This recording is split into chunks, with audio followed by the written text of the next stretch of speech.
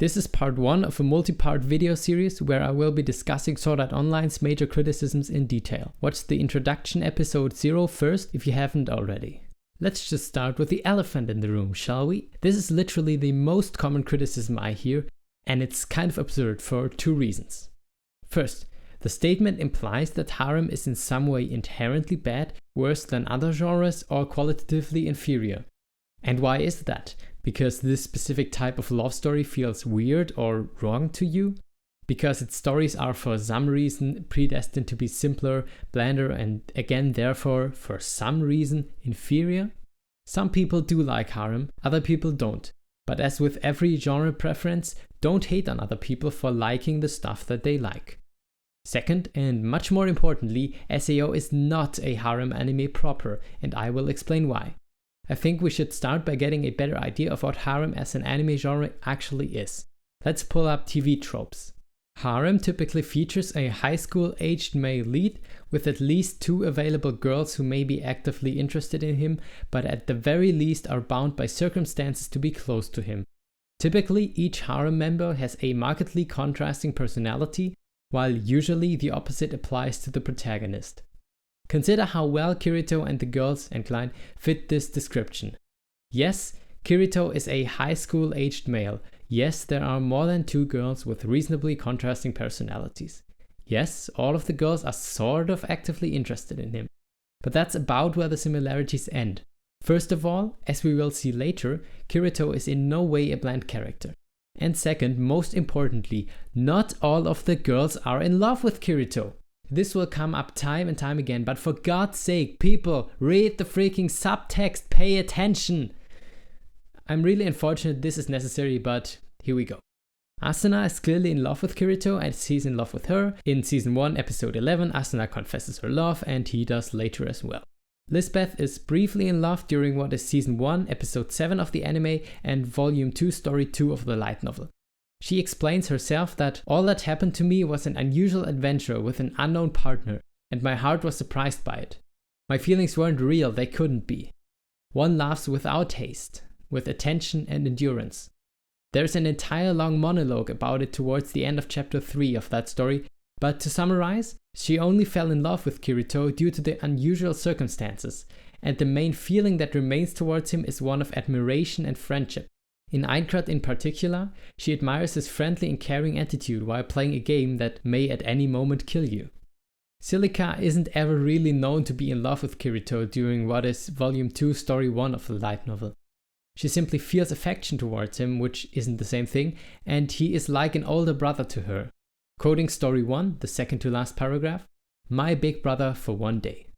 Asada is a bit more complex because at first she actually hates Kirito, then she turns to consider him a rival. After being overpowered again by her PTSD, she comes to acknowledge Kirito's, in her opinion, real strength. Kirito is the first person she can entrust with her being excluded and stigmatized, the burden of killing, and now the fear of being avenged by Deathgun. Kirito is the first real friend she has had in a long time, and of course all of these are strong feelings. There's also a couple of paragraphs towards the end of Volume 6, Chapter 13, which hint at her feeling towards Kirito like a child to a mother, which fits in with all of the other dynamics. All in all, Asada does not love Kirito romantically. Alice, apart from her short childhood friendship with Kirito, is actually his enemy until he makes her change her mind about what is really best for the human empire.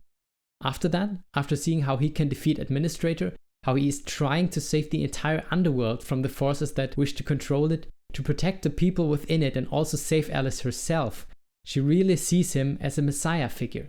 After Kirito turns potato, she believes that he must be protected at all costs and that it is her responsibility because he rescued her from Administrator's corruption. There's a commonly quoted almost kissing scene in Season 4 Episode 5, but first of all, that one was entirely invented by the anime, and second, it is a moment of severe doubt for Alice. She wants Kirito to wake up and give her guidance because she doesn't know how to go on. And Sugu, of course. I saved her for last. Now, as I showed in the beginning, she has an entire section dedicated to her, so just 2 sentences. Yes, Sugu has romantic feelings towards Kazuto, and no, she does not behave like harem girls usually do. It's complicated and we will discuss it later. So it's complicated, but there isn't any brutally serious amount of romantic love involved, as opposed to 99% of harems. What's more, most of the girls leave Kirito and Asuna be, support and appreciate their relationship, and do not try to interfere with it. I have had even people in the SAO fandom argue that SAO is half of a harem because this harem-like girl group does in fact exist, and the girls around him sometimes behave like they had a romantic interest in him. And this is where we start to argue about what actually counts as a harem and what not. We can even see that being discussed on TV tropes if we read just a couple of paragraphs further. But I remind you of the very first point I make. Even if SAO is half harem, as Reddito u/Geico Lizard Best Girl put it, people like them still appreciate that, while others don't. Let everyone have their fun. I finally want to address something which may be quoted by supporters of the harem argument. A bunch of the girls say that they love Kirito at various points across arcs.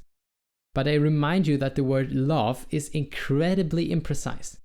I know my language nerd will now show through, but just as an example, ancient Greek has 3 to 6 distinct words for love, depending on how you count.